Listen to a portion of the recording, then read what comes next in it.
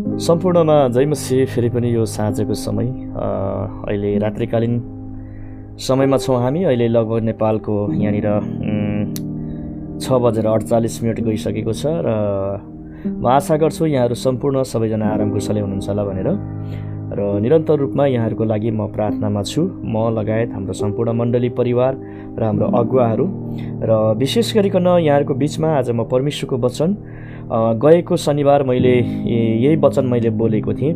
अनि आज एउटा क्रिस्चियन जीवन स्वस्थ रहनको लागि चाहिँ स्वस्थ क्रिस्चियन जसरी हामी शारीरिक रूपमा हामी स्वस्थ रहन्छौँ त्यसै गरिकन हामी आत्मिक रूपमा पनि आज हामीलाई स्वस्थ रहन आवश्यक छ र स्वस्थ रहनको लागि हामीले के गर्नुपर्छ र के कुराको खाँचो पर्छ भन्ने कुरालाई मैले चर्चमा बोलेको थिएँ अनि एउटा ठुलो प्रश्न राखेको थिएँ। आज धेरैचोटि मान्छेहरू चाहिँ क्रिस्चियन जीवन धेरैचोटि प्रार्थना गर्नुपर्छ, बिमारी टाउको दुख्यो प्रार्थना गर्नुपर्छ, अनि खाँचो घटी कमी भयो प्रार्थना गर्नुपर्छ, अनि अब केही समस्या आयो प्रार्थना गर्नुपर्छ, अनि हरेक कुरामा प्रार्थना प्रार्थना प्रार्थना प्रार्थना प्रार्थना होइन। भुँडी दुख्यो प्रार्थना गर्ने, छेरपाटी लाग्यो प्रार्थना गर्ने, हरेक कुरामा प्रार्थना। तर मेरो प्रश्न चाहिँ यो थियो, के आज प्रार्थनाले मात्रै क्रिस्चियन जीवन चल्छ अथवा पुग्छ भन्ने प्रश्न थियो। तर हामीले परमेश्वरको वचन धर्मशास्त्र बाइबलबाट हामीले हेर्दै गर्दाखेरिमा हामीले के पाउँछौँ भने क्रिस्चियन जीवनमा प्रार्थना मात्रै गरेर सबै कुरा पुग्दैन। प्रार्थना चाहिँ अत्यन्तै आवश्यक छ, तर त्यो एक्लै पर्याप्त छैन भनेर मैले परमेश्वरको वचनबाट बोलेको थिएँ।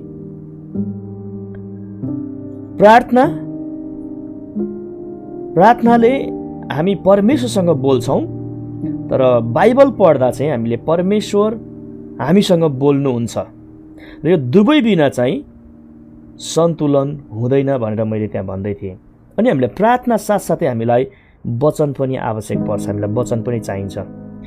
त्यसैले गर्दाखेरि मैले मत्तीको पुस्तक 4:4 पनि मैले लेखेको थिएँ। अनि त्यहाँ चाहिँ यस्तो लेखेको छ, मानिस रोटीले मात्र होइन तर परमेश्वरको मुखबाट निस्केको हरेक जीवित वचनले जीवित रहँदछ भनेर मैले त्यहाँनिर वचन प्रचार गरेको थिएँ। त्यस कारणले गर्दा हामीलाई प्रार्थनाले मात्रै पुग्दैन, प्रार्थनाको साथसाथै हामीलाई के को आवश्यक पर्छ त? हामीलाई परमेश्वरको वचनको आवश्यक पर्छ। यस कारणले गर्दा हामीले वचन सुन्नुपर्छ, यस कारणले गर्दा हामीले वचनलाई पढ्नुपर्छ, हामीले वचनलाई के भन्छ हरेक दिन हामीले चाहिँ अध्ययन गर्नुपर्छ। मैले दोस्रो कुरामा बताएको थिएँ। दोस्रो कुरा चाहिँ के थियो भने प्रार्थना मात्रै गरेर पुग्दैन। दोस्रो नम्बरमा चाहिँ प्रार्थना मात्रै गरेर पुग्दैन, तर हामीले वचन पनि हामीलाई चाहिन्छ, तर वचन मात्रै भएर पनि पुग्दैन, त्यो हामीले आज्ञा पालन गर्नुपर्छ। आज हाम्रो जीवन कतिको आज्ञाकारी छ भन्ने कुरालाई हामीले लिएको थियौँ। अनि यहाँनिर हामीले हेऱ्यौँ भनेदेखि चाहिँ परमेश्वरको वचन लुका 6:46 भन्छ, तिमीहरूले मलाई प्रभु प्रभु भन्छौ तर मैले भनेको कुरा चाहिँ मान्दैनौ भने त्यो के काम? यस कारणले गर्दा आज हामीले परमेश्वरले भनेको कुरालाई आज हामीले मान्नु आवश्यक छ। अनि त्यो चाहिँ के हो त भन्दा त्यो चाहिँ उहाँको वचन। अनि हामीले प्रार्थना साथसाथै वचन हुनुपर्छ हाम्रो जीवनमा, वचन साथसाथै हामीले वचनलाई पालन गर्नुपर्छ भन्ने कुरा हामीले हेरेको थियौँ।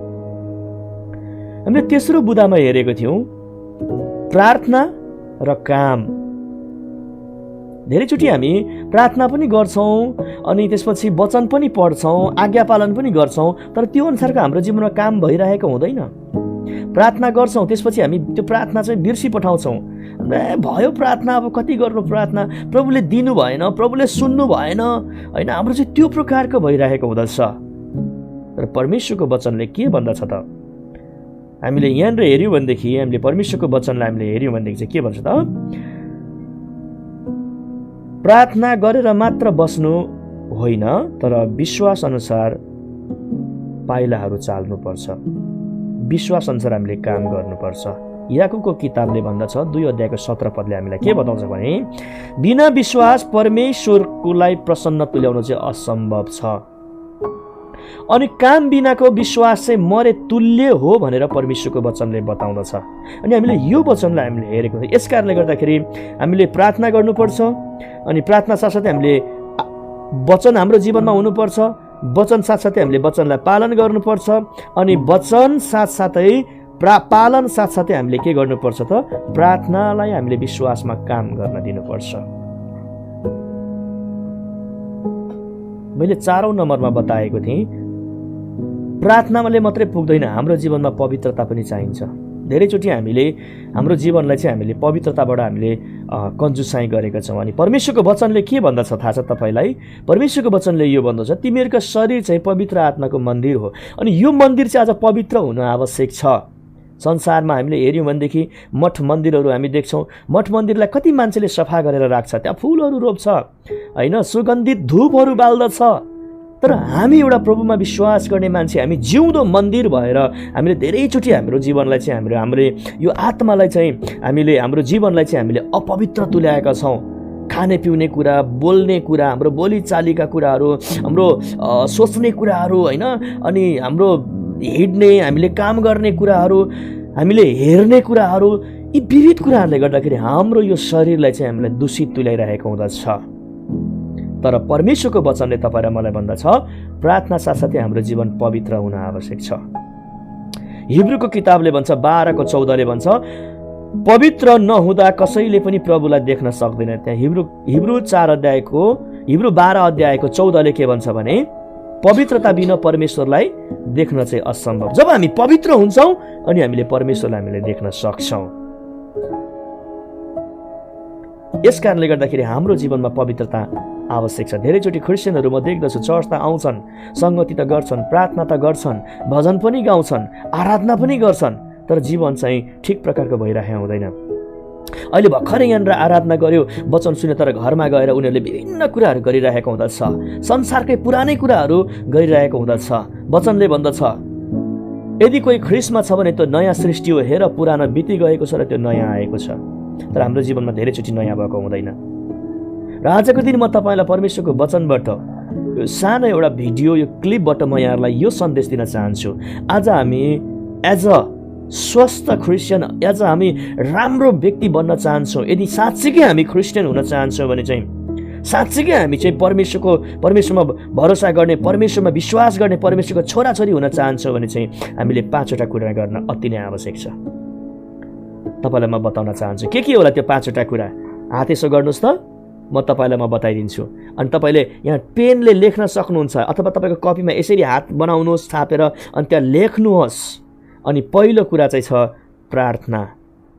क्रिस्चियन जीवनमा प्रार्थना भनेको चाहिँ हामीले परमेश्वरसँग कुराकानी गर्नु हो। परमेश्वरलाई हाम्रो कुराहरू राख्नु हो, प्रार्थना।